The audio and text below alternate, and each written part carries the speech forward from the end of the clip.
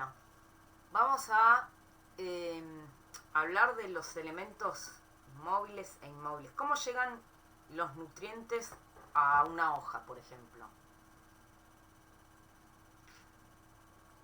¿Qué piensan? ¿Cómo llegan los nutrientes? ¿Cómo una planta absorbe los nutrientes? Por el agua y el suelo. Junto con el agua, ¿sí? No es por el agua, sino junto con el agua.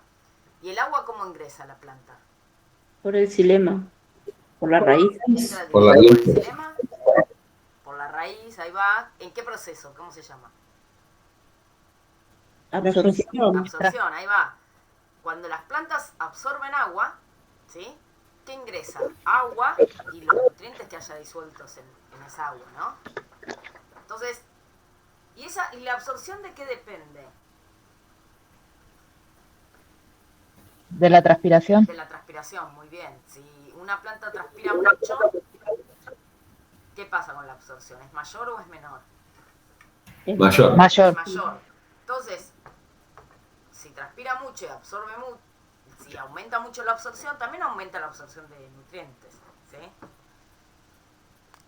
En una situación de sequía, en donde la absorción es más difícil, es más lenta, porque a la planta le cuesta más absorber agua, ¿qué pasa con los nutrientes? Y también ingresan menos. También ingresan menos, ¿sí? Además de que, por un lado, al tener menos contenido hídrico, quedan más retenidos en la roca madre. Eso por un lado, y por otro lado, la planta está absorbiendo menos agua, entonces va a absorber menos nutrientes, ¿sí? Entonces, la absorción de algún modo depende de la transpiración, ¿sí? Del flujo transpiratorio, y eso es la absorción de los nutrientes que están ¿dónde? Inicialmente. En el suelo. En el suelo. Bien. Entonces, a una hoja le van a llegar, por ejemplo, nutrientes, ¿sí? Que vienen por qué vía, digamos, o por qué... Por el xilema. Ahí va, por el xilema, ¿sí? Entonces, por el xilema le llegan los nutrientes, ¿sí? Junto con el agua que se mueve con en ese hilo que uno puede imaginar que va el agua desde el suelo, planta y atmósfera, ¿no? Ese movimiento del agua, ¿sí? Esa dirección con la que se mueve el agua en el xilema dentro de la planta es la misma dirección con la que se mueven los nutrientes, ¿sí? Entonces a las hojas y al resto de los órganos les llega por xilema los nutrientes que están en el suelo. ¿Le puede llegar de otro lado a una hoja, por ejemplo? Digo, hoja... Por el floema. También puede llegar por floema. Y cuando llega por floema, ¿de dónde viene ese nutriente? De los otros órganos de la planta. De otro órgano, ¿sí? ¿Y de qué órgano puede venir? De la hoja. De una hoja que se está secando. Viene De otra hoja. Viene de otra hoja, ¿sí? Que en realidad es cuando se mueve por floema, ¿sí? Ese movimiento está asociado al movimiento de ¿qué? De los fotoasimilados, ¿sí? ¿Qué son los fotoasimilados? Los productos de la fotosíntesis. Los productos de la fotosíntesis, ¿sí? Los azúcares que se producen en la fotosíntesis se mueven por floema, ¿sí? ¿Y dónde se produce la fotosíntesis? En las hojas, ¿sí? ¿Y quiénes exportan fotoasimilados? Todas las hojas no, las hojas adultas, ¿sí? Las hojas jóvenes hacen fotosíntesis, pero las hojas, como son muy jóvenes, la fotosíntesis que hacen, los fotoasimilados que producen, los utilizan para crecer, ¿sí? Entonces no exportan. Recién cuando empieza a crecer la hoja, ¿sí? Empieza a exportar fotoasimilados. Bueno, junto con ese movimiento, ¿sí? de hidratos de carbono, también se mueven los nutrientes. Ahora, no cualquier nutriente se mueve por floema, ¿sí? Y ahora vamos a introducir una clasificación, ¿sí? De los nutrientes que tiene que ver con... La lista creo que la teníamos en la clase pasada. tiene que ver con si el nutriente se puede o no se puede mover por floema, ¿sí?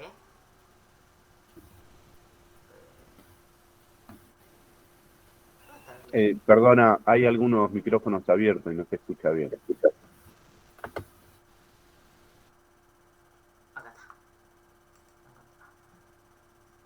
Ahí está, ya cerraron todos, sí, ¿no? Acá, ¿se acuerdan? Tenemos no, podemos dividir, ¿sí? Clasificar los nutrientes por móviles o inmóviles, ¿sí?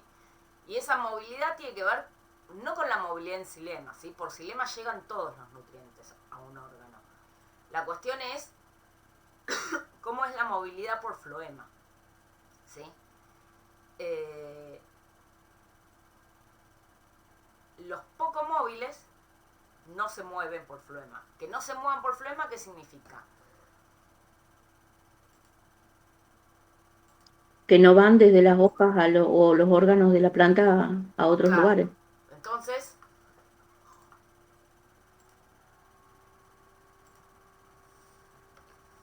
Entonces, los que no se mueven por floema, ¿sí? Solo llegan a un órgano por xilema, ¿sí? Bien. Entonces, a una hoja, por ejemplo, le van a llegar nutrientes, ¿sí? Nitrógeno, por ejemplo, el nitrógeno, o potasio, ¿sí? O fósforo, cualquiera de esos son móviles, ¿sí? Entonces, esos nutrientes le llegan a una hoja tanto por xilema como por floema, ¿sí? A un fruto, a una flor, ¿sí? Llegan tanto por xilema como por floema. Cuando la hoja empieza a... ya alcanzó su máximo tamaño, ¿sí?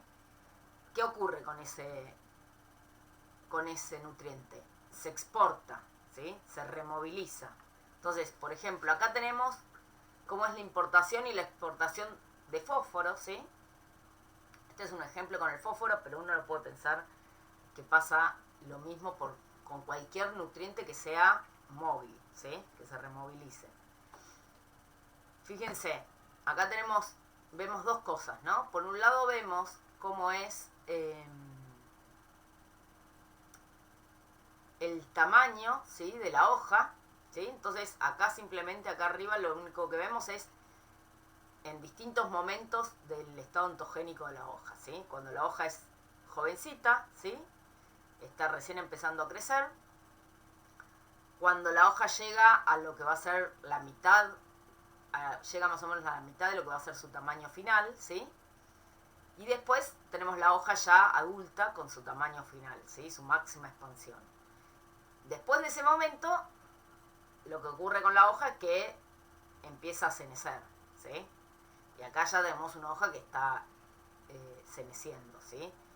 Antes de caer, todavía está en la planta, pero está ya ceneciendo, ¿sí?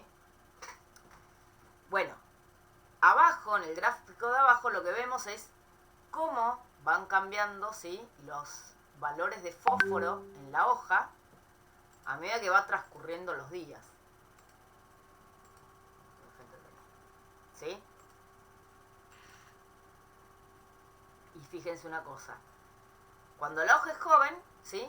¿Qué es lo que ocurre? Cada vez importa más, ¿sí? Al principio importa poquito. ¿Por qué importa poquito? Porque la hoja es muy chiquita, ¿sí? Entonces va importando el fósforo. Esta importación, y a medida que va creciendo, ¿sí? Fíjense que la velocidad con la que importa es cada vez mayor, ¿sí? Esta importación de fósforo, ¿de dónde viene este fósforo que está llegando a la hoja?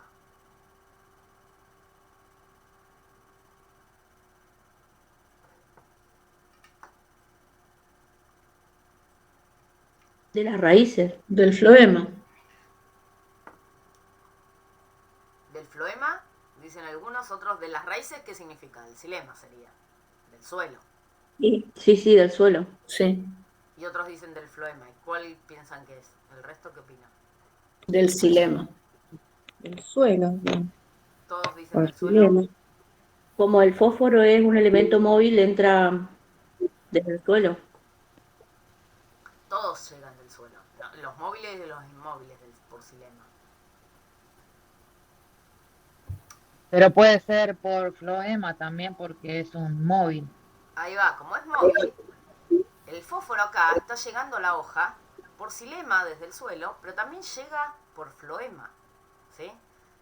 Llega de los dos lados. La hoja cuando es chiquita recibe el fósforo que hay en el suelo, ¿sí? Que ingresa por absorción junto con el agua, pero también recibe fósforo que se está removilizando de alguna otra hoja adulta, ¿sí? Entonces, tanto por xilema como por floema llega, ¿sí? Incluso cuando la hoja es muy chica, la tasa de transpiración de una hoja chiquita es más bien baja, ¿sí? Porque tiene poquita área foliar. Entonces, la importación por floema es bastante importante, ¿sí? Cuando la hoja es chica. Pero le llega por los dos lados, ¿sí? Llega por xilema y llega por floema. Y cada vez importa más, importa más, importa más. A medida que va creciendo la hoja, ¿sí? Va importando menos, ¿sí? Pero sigue importando un poco de fósforo. Hasta que llega a su tamaño adulto, ¿sí? Una vez que llega a su máximo tamaño, deja de importar, ¿sí? ¿Y qué es lo que empieza a pasar? Empieza a exportar el fósforo, ¿sí? El fósforo se va de la hoja, ¿sí?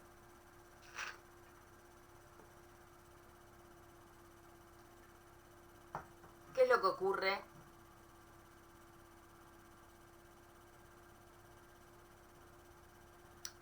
cuando la hoja cae? ¿Cuánto fósforo le queda?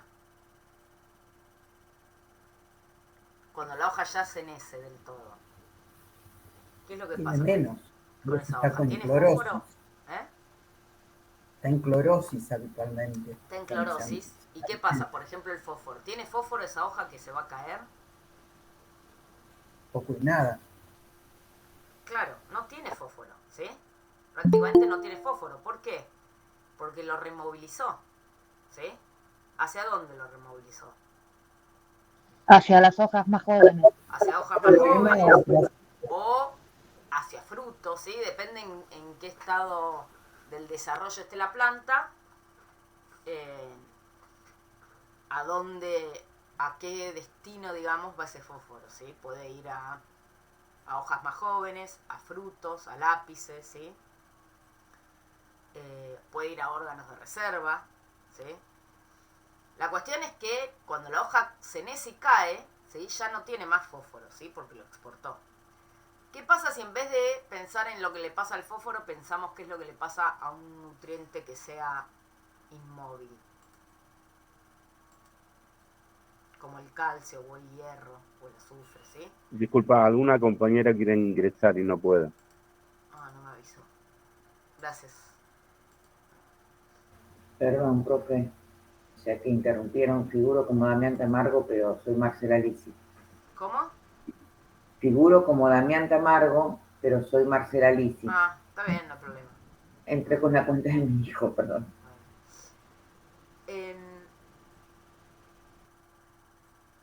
¿Qué pasa si en vez de pensar qué es lo que le pasa al potasio, pensamos en lo del calcio? ¿Sí? ¿Cómo se imaginan que es con el calcio? ¿Qué es lo que pasa?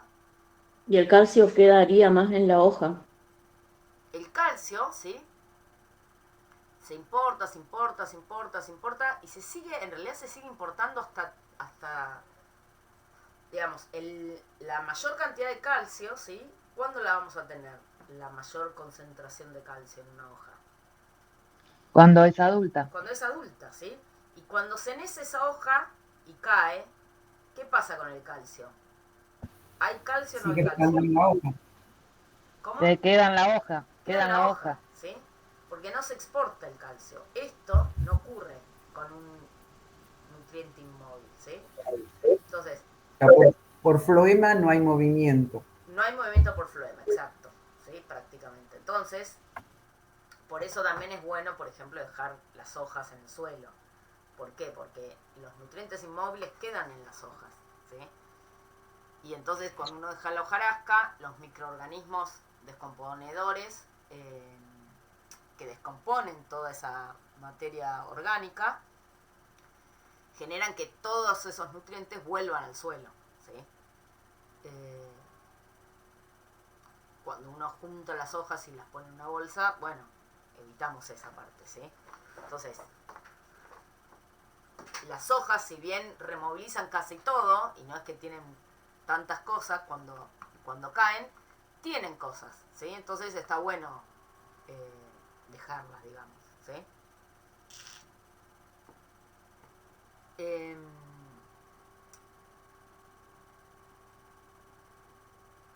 ¿Qué pasa cuando uno piensa en los síntomas de un nutriente? Acá está. ¿Qué pasa si yo tengo una deficiencia de nitrógeno, por ejemplo? ¿En dónde voy a ver la deficiencia del nitrógeno?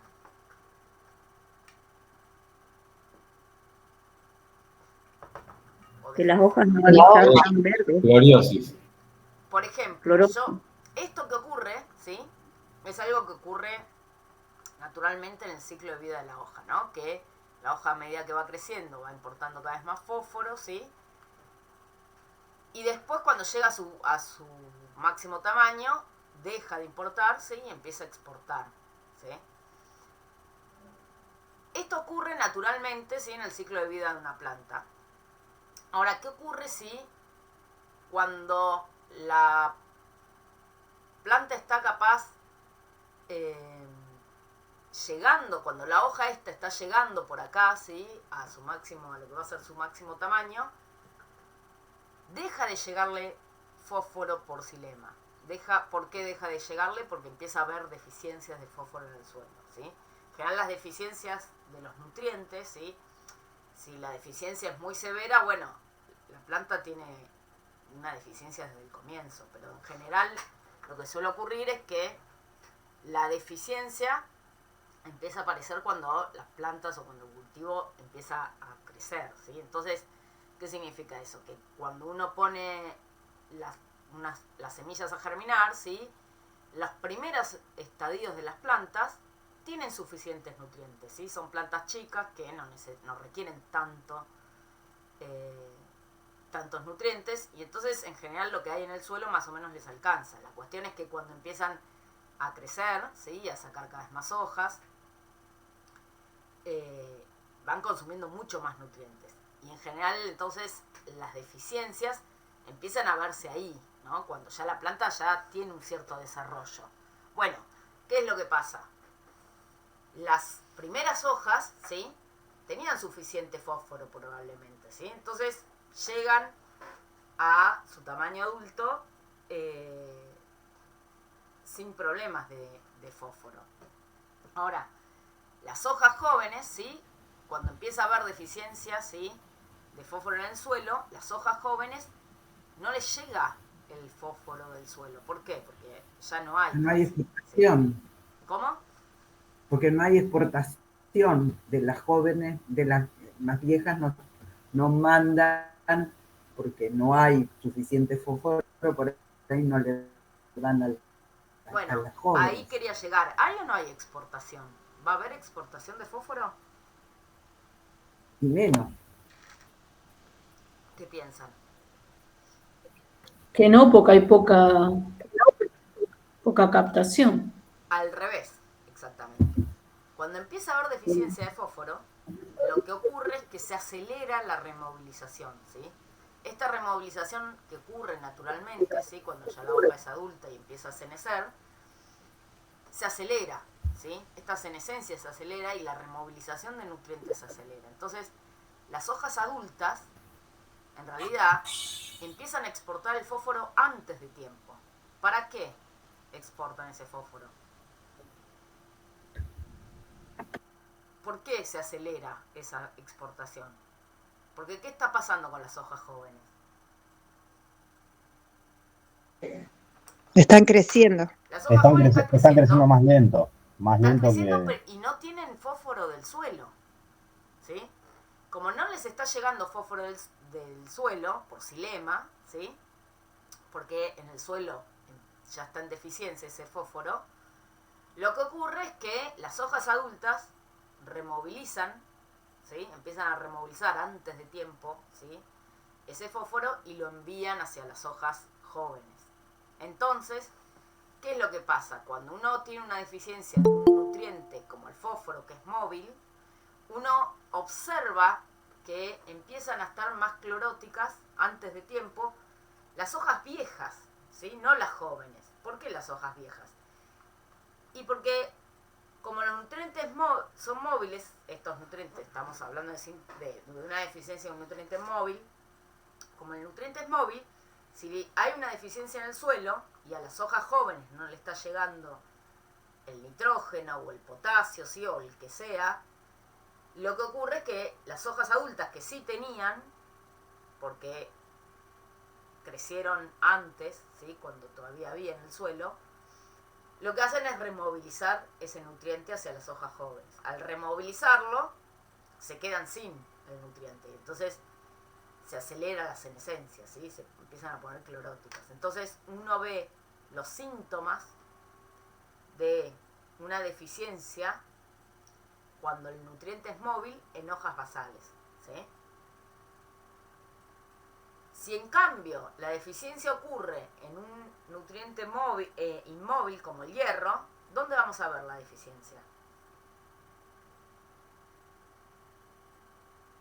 ¿En qué tipo de tejidos vamos a ver? ¿O en qué órganos vamos a ver la deficiencia de un nutriente? Y debe ser al revés, en la joven. ¿Por qué en las hojas jóvenes? ¿Cómo lo pensamos? Y como no es móvil, no pueden pasar de una hoja a otra, entonces no tienen suficiente para desarrollarse. Ahí está, cuando va creciendo la hoja joven, si el suelo ya está en deficiencia de ese nutriente, no le va a llegar por xilema. ¿Estamos de acuerdo? Por xilema no le llega a esta hoja joven porque Sí. va ahí en el suelo. Y por flema tampoco le va a llegar, porque no se removiliza. Entonces, cuando el nutriente que empieza a estar en deficiencia es el inmóvil, yo el síntoma lo veo en las hojas jóvenes o en un fruto, ¿sí? El fruto pasa lo mismo. El fruto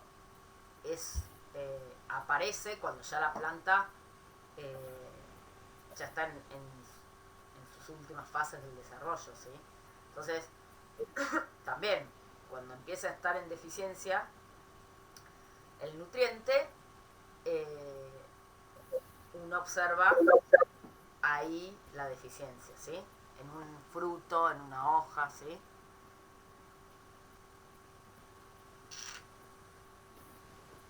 Por supuesto que si después la deficiencia es muy severa, uno lo puede observar en la planta entera, la deficiencia, pero esto lo que uno dice es dónde empiezan a verse los síntomas, ¿sí?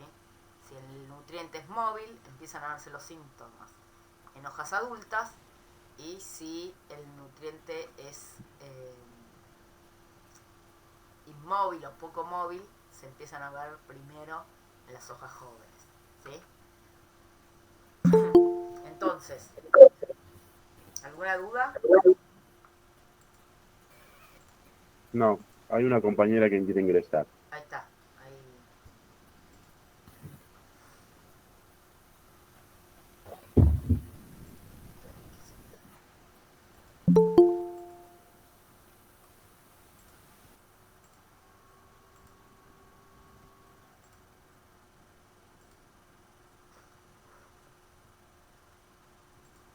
Se me hizo un lío de...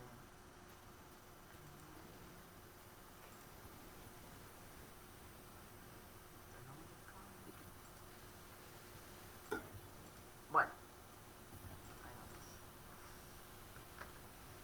Entonces, por ejemplo, acá vemos, ¿sí? Cómo se ven las deficiencias de nitrógeno, ¿sí? Acá tenemos plantitas de maíz, no, estas son de trigo, ¿sí? Que tenemos, estas están cultivadas en una maceta que tiene deficiencia de nitrógeno, ¿sí? Y estas están cultivadas en una maceta que tienen una buena nutrición, ¿sí? Fíjense que la deficiencia de nitrógeno se ve en las hojas basales, ¿sí? Se adelanta la senescencia, ¿sí? las hojas basales empiezan a estar amarillentas, ¿sí? Cloróticas. También se ve en el crecimiento, ¿sí? Es maíz esto, no es trigo, no estoy mal, fíjense que están más petizas, ¿sí? Comparada con esta que está bien nutrida. ¿Por qué? Porque el nitrógeno, ¿sí? Favorece mucho, sobre todo, que la biomasa aérea, ¿sí? El crecimiento de las hojas y del tallo. Entonces, cuando una planta tiene deficiencias, el nitrógeno, entre otras cosas, se reduce mucho la biomasa aérea, ¿sí? Tiene hojas más chicas, tiene menor estatura en general, y eso es una deficiencia bastante clásica de nitrógeno, que es bastante común por otro lado, ¿sí? Los suelos suelen estar en deficiencia, ¿sí? Es bastante común fertilizar con nitrógeno, ¿sí? ¿Por qué? Porque por varias cuestiones, pero entre otras porque las plantas utilizan mucho nitrógeno, ¿sí? Entonces, a medida que van creciendo, van absorbiendo mucho nitrógeno en el suelo, y eso va haciendo que el suelo se vaya quedando sin nitrógeno, ¿sí? Fíjense que también muchas veces tiene impacto sobre la viabilidad de las semillas, ¿sí? Acá están estos choclitos, ¿sí? Que son de plantas que fueron cultivadas con deficiencias de nitrógeno, ¿sí? Abortaron. Un montón de estos granos están abortados, ¿sí? Comparado con el control, ¿sí? Que no tenía problemas, que tenía una buena nutrición, ¿sí? Entonces, el aborto de las semillas también, o de los granos, también es una consecuencia de deficiencias de nitrógeno, y en general deficiencias de muchos de los nutrientes, ¿sí? Las deficiencias nutricionales bajan mucho el rendimiento, ¿sí? de un cultivo. El potasio, que también es un elemento móvil, ¿sí? También se empieza a ver la deficiencia en hojas adultas, ¿sí? Si uno ve, en cambio, las deficiencias de hierro, el hierro, ¿se acuerdan que era poco móvil? Entonces, las deficiencias de hierro, fíjense, se ven mucho más, aparecen antes en hojas en hojas jóvenes. Fíjense que acá las hojas adultas todavía no están cloróticas, y acá las hojas jóvenes ya empiezan a estar cloróticas, ¿sí? ¿Por qué? Porque el hierro, como decíamos hoy, es inmóvil o poco móvil, ¿sí?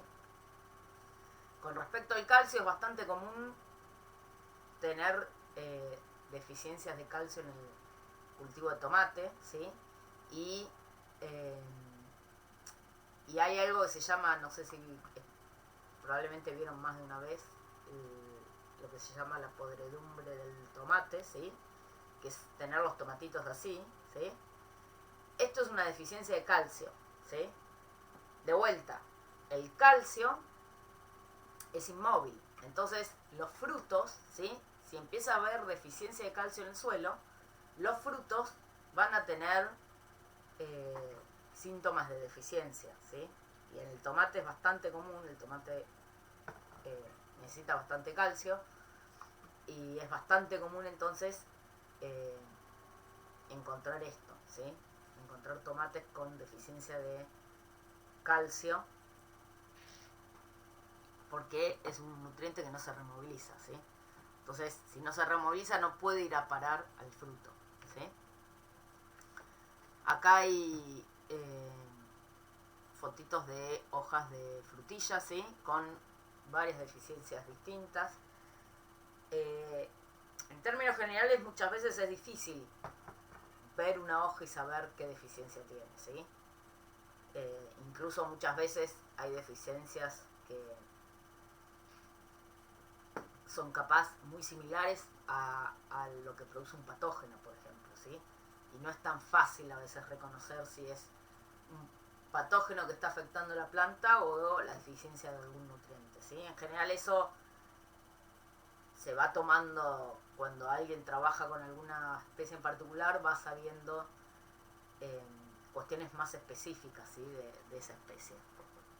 Pero en términos generales, uno sí puede saber más o menos, por lo menos, si es un nutriente móvil o inmóvil, viendo en dónde aparecen primero los síntomas, ¿sí?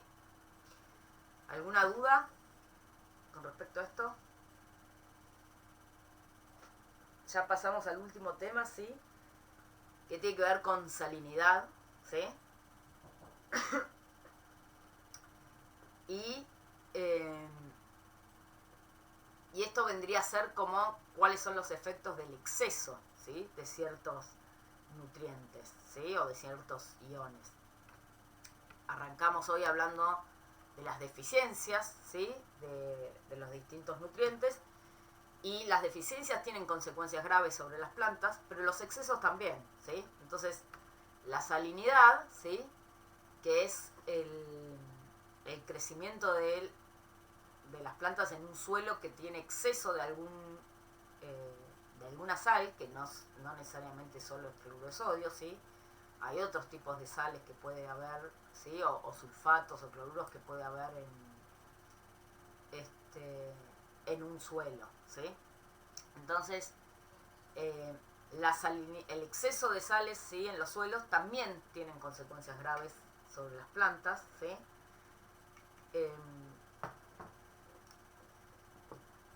Y los componentes fisiológicos, ¿sí? Son varios, ¿sí? Son distintos. Tenemos distintos tipos de componentes o distintas cuestiones que afectan, ¿sí? En un suelo salino. La primera tiene que ver con efectos osmóticos, ¿sí? ¿Se acuerdan cuando veíamos agua? El potencial agua, uno de los componentes del potencial agua, ¿cuál era?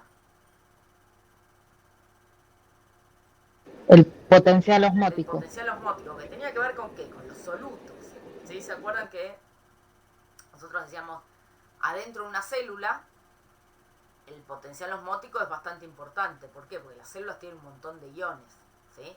Entonces, las células tienen un potencial osmótico muy negativo, ¿no? Adentro.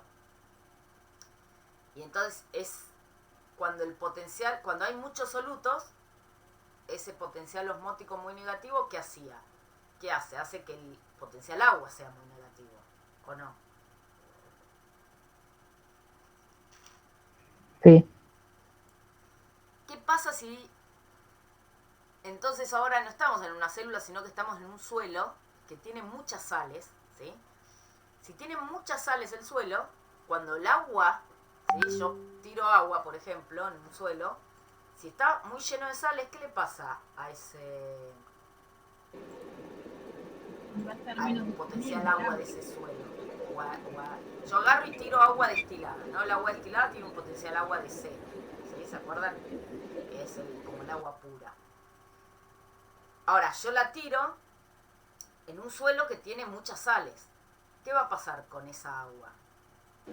Va a tener un potencial agua más negativo y va a ser más difícil que pueda ser absorbido por la planta. Ahí va. El potencial agua, ¿sí? Cuando el agua entra en el suelo y empiezan a disolverse todos esos solutos, ¿sí? Que hay un montón de solutos, eso lo que hacen es que el potencial agua de ese suelo sea muy negativo, ¿sí? ¿Por qué? Porque está lleno de solutos, ¿sí? Entonces, al ponerse muy negativo el potencial agua, la planta le cuesta mucho absorber.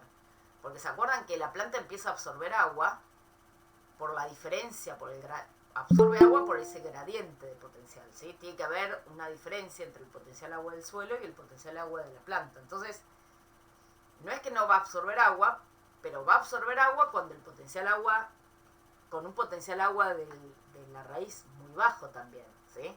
Porque va a ser más bajo todavía que el suelo. Entonces, eso genera un problema osmótico, ¿sí? Muchas veces uno puede tener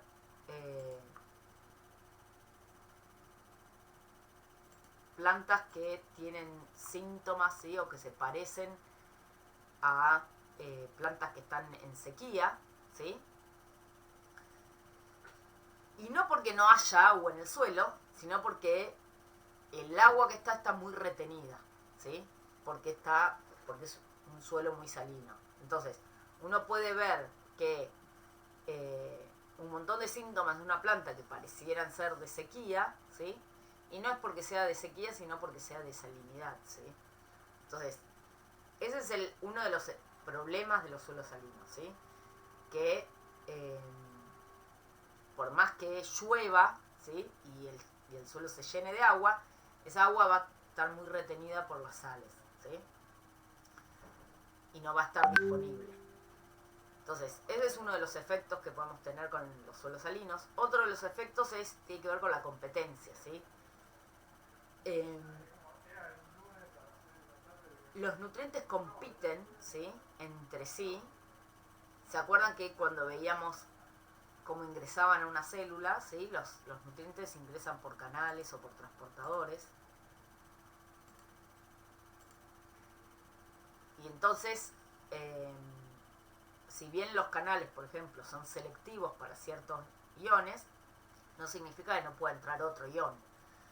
Y entonces, por ejemplo, en un canal de potasio, ¿sí? Puede entrar el sodio, ¿sí? Que son los dos positivos. Bueno, ¿qué es lo que ocurre? Si yo tengo mucho sodio en el suelo, porque es un suelo salino, ¿sí? Lo que me va a ocurrir es que va a estar ingresando un montón de sodio a la planta por los canales de sodio, pero también van a estar entrando por otros canales y, por ejemplo, van a entrar probablemente mucho por los canales de potasio. Entonces yo tal vez obtengo unas plantas con deficiencias de potasio, no porque haya tan poco potasio en el suelo, sino porque el sodio está compitiendo por el potasio. ¿Se entiende? Pasa lo mismo con el calcio y el magnesio, ¿sí? Yo puedo tener una deficiencia de calcio, pero no porque el suelo esté tan deficiente en calcio, sino porque el suelo tiene mucho magnesio. El magnesio también compite con el calcio, ¿sí? Y pasa lo mismo con los sulfatos y los cloruros que compiten con el fósforo, ¿sí? Entonces yo puedo tener deficiencias de potasio, de calcio, de fósforo, no porque no estén estos nutrientes en el suelo, sino porque los que compiten por estos, ¿sí? Están en exceso. ¿Cómo puedo yo cambiar, por ejemplo, o revertir esa deficiencia? Poniendo el mineral, ¿sí? Que si yo tengo un exceso de sodio, ¿sí? Y eso hace que la planta no pueda absorber bien el potasio, pero porque está absorbiendo el sodio que se mete, ¿sí? Compitiendo, se mete por los lugares del potasio, lo que yo puedo hacer es poner más potasio, ¿sí? Y entonces que el potasio compita con el sodio y puedan ingresar los dos a la planta, ¿sí? Entonces, este efecto de competencia, ¿sí? Se puede revertir poniendo el nutriente que queda en deficiencia, ¿sí? Y por último, el último efecto que tiene la salinidad ya es más directo, que es un efecto tóxico, ¿sí? Son efectos directos que tienen los solutos que están en exceso en el suelo, que cuando ingresan a la célula tienen efectos tóxicos sobre enzimas o sobre las membranas de la célula, ¿sí? Entonces, esto ya es un efecto que no se puede revertir, ¿sí? Agregando otra cosa. Y tiene que ver con la toxicidad del nutriente sobre ciertas rutas metabólicas que tienen las plantas. Entonces, estos son los componentes, ¿sí? Que las cuestiones fisiológicas que pueden ocurrir, ¿sí? Cuando un suelo es salino. Pero ¿cuál es el impacto en la planta, ¿sí? ¿Cuál es el impacto que puede tener en la planta? Bueno, una de las cuestiones que se ve cuando estamos con suelos salinos es que, por ejemplo, el crecimiento se reduce mucho, ¿sí? Acá lo que hacen es cultivar plantas con distintas concentraciones de cloruro de sodio, ¿sí? Y fíjense que las plantas control que no tienen cloruro de sodio normalmente crecen así, ¿no? Con este tamaño. Fíjense que ya con 50 milimolar de cloruro de sodio ya vemos un impacto en la reducción del crecimiento, ¿sí? Si ya nos vamos a 200 milimolar, el impacto es mucho mayor, ¿sí? Se reduce bastante el crecimiento. También empieza a aparecer necrosis en las hojas, ¿sí? Empiezan a aparecer Profe, zonas necróticas, eh, sí. ¿qué porcentaje de cloruro de sodio puede tener el agua de pozo, por ejemplo? O el agua de la canilla. El agua de pozo tiene más carbonatos, no tiene tanto cloruro de sodio. No tiene tanto cloruro de sodio. Tiene otras. No suele haber tantos problemas de salinidad, ¿sí? Los suelos salinos, los problemas de salinidad suelen estar en los suelos que son salinos. Digamos, tiene el agua de pozo,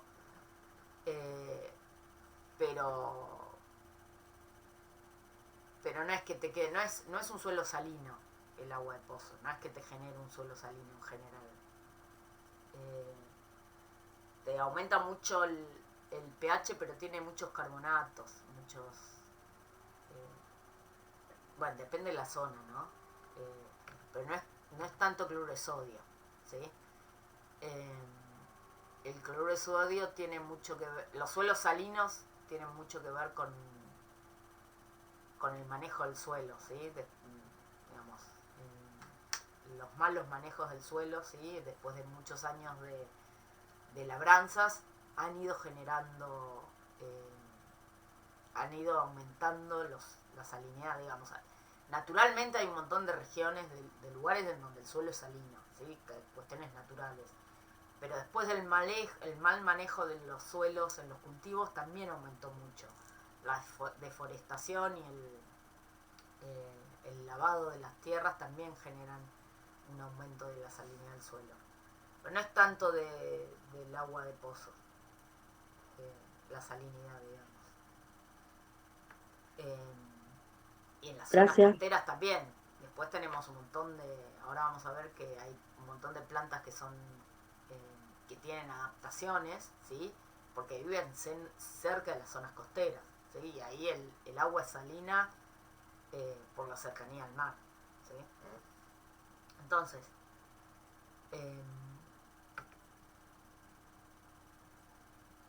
los suelos salinos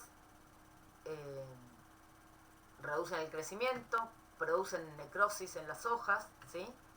Y también pueden producir la muerte de la planta, ¿sí? Muchas veces en los campos se ven parches, ¿sí? Parches así de plantas que se mueren, porque son como parches salinos que hay en el suelo. Y eso, bueno, nada, genera pérdidas grandes en los campos.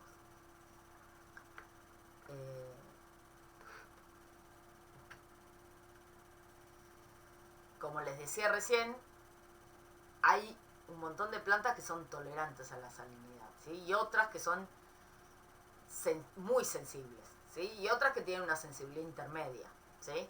Acá lo que vemos es, por ejemplo, cómo es el crecimiento, ¿sí? El crecimiento con respecto al control, ¿no? Tienen plantas control, por ejemplo, planta de poroto, sin cloruro de sodio, ¿sí? Crece esto, ¿no? Al 100%. Fíjense que ya con 50 milimolar de cloruro de sodio, ¿sí? La planta se reduce el crecimiento a la mitad, más o menos, ¿sí? Y antes de llegar a los 100 milimolar de cloruro de sodio ya se murió esa planta de poroto, ¿sí? Las plantas de poroto son lo que se llaman especies glicófitas, ¿sí? Son muy sensibles a la salinidad, ¿sí? Después hay plantas que son más intermedias, como por ejemplo el algodón, ¿sí? En donde también un poco de cloruro de sodio le reduce bastante el crecimiento, pero ya a 50 milimolar, por ejemplo, se la banca bastante, ¿sí? Hace falta concentraciones más altas para ya empezar a ver una reducción más importante en el crecimiento.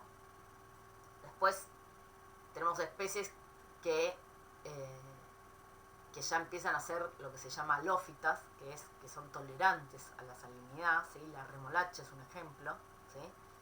Que fíjense que tolera bastante bien, ¿sí? Hasta 200 milimolar tiene un poquito de efecto negativo, pero casi que no tiene efecto negativo, ¿sí? La salinidad. Aguanta bastante bien la remolacha, es bastante tolerante, digamos, ¿sí? Y después hay un grupo, ¿sí? Que también se llaman halófitas, pero no solo toleran la salinidad, sino que más bien necesitan una cierta concentración de cloruro de sodio para crecer al máximo, ¿sí? Para el óptimo de crecimiento. Por ejemplo, los mangles, no sé si alguna vez vieron los mangles que crecen en los manglares, que crecen en la unión entre el mar y el río, ¿sí? Que tienen un suelo muy salino, ¿sí? Porque están cerca del mar. Entonces, estas plantas, en realidad, si uno las pone en un suelo sin sal, se terminan muriendo, ¿sí? Porque necesitan, ¿sí? Son ya adaptaciones bastante fuertes, que no solo toleran la salinidad, sino que incluso necesitan una cierta concentración de cloruro de sodio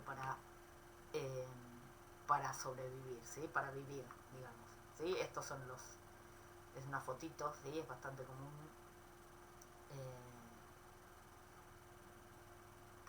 verlas. Crecen en los manglares, crecen, como les digo, en los ríos, ¿sí? Que desembocan al mar. Entonces son ríos que tienen agua bastante, y el mar entra, digamos, se mezcla bastante, entonces no es agua, estos ríos no tienen agua totalmente salada como el mar, pero es bastante salada, ¿sí? Y tienen ciertos mecanismos que le permiten resistir esa salinidad, ¿sí? Estas plantas en particular tienen algo que se llama glándulas salinas, ¿sí? Que lo que hacen es el cloruro de sodio, ¿sí? El cloruro de sodio es muy tóxico, ¿sí? Además de los problemas osmóticos y cosas que podamos tener, es muy tóxico para las células, sobre todo para las células del mesófilo de las hojas, ¿sí? ¿Por qué? Las hojas son como el órgano más sensible a la salinidad, ¿sí?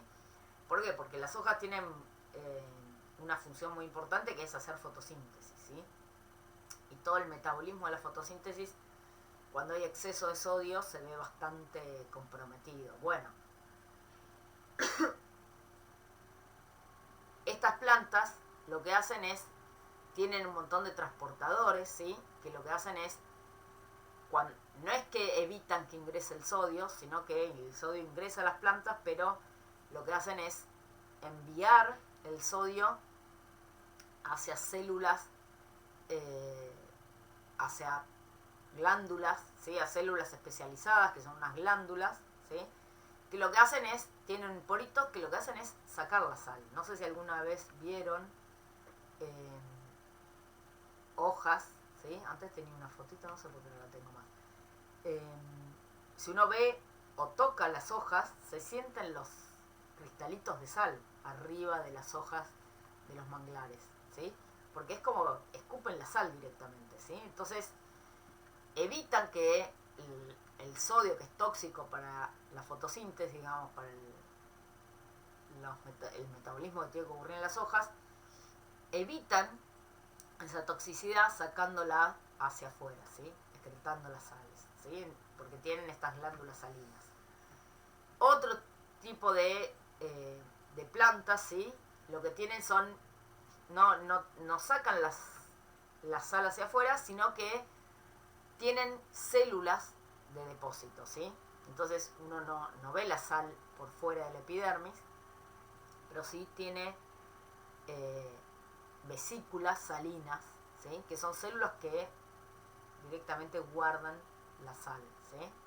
Entonces estos son especies que son de este grupo, ¿no? De las halófitas, que son súper tolerantes a la salinidad y más bien que viven en zonas muy salinas. ¿Alguna duda?